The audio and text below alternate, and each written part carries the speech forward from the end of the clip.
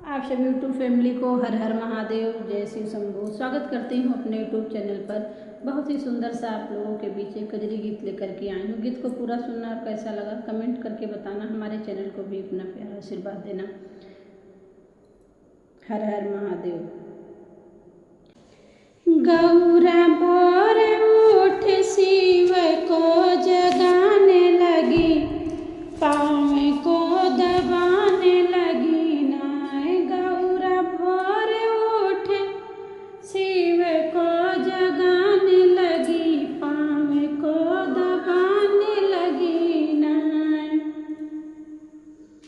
गौरा उठी बड़ी भोर चली बागिया की ओर। गौरा उठी बड़ी भोर गईली बागिया की ओर। फुलवा चुन चुन के डालिया सजाने लगी, पाँव को दबाने लगी नाय।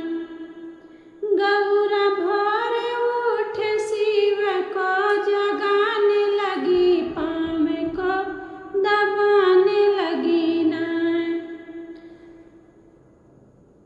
गौरा उठी बड़े भोर चली कुआना की ओर। गौरा उठी बड़े भोर चलली कुआना की ओर।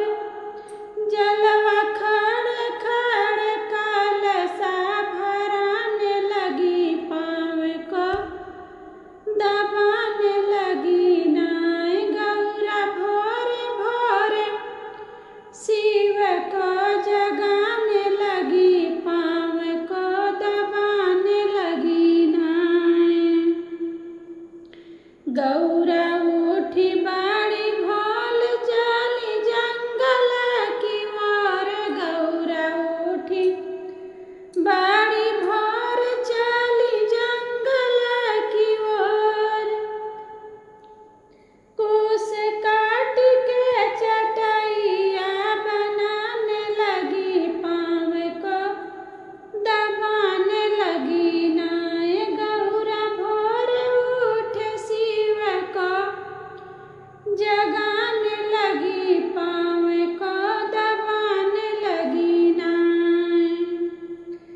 गौरा उठी बड़े भोर चली जंगल की ओर। गौरा उठी बड़ी भोर चली जंगल की ओर। बेल पतई से डालिया सजाने लगी, पाँव को दबाने लगी नाय। गौरा भोर उठी शिव को जगाने लगी, पाँव को दबाने लगी नाय।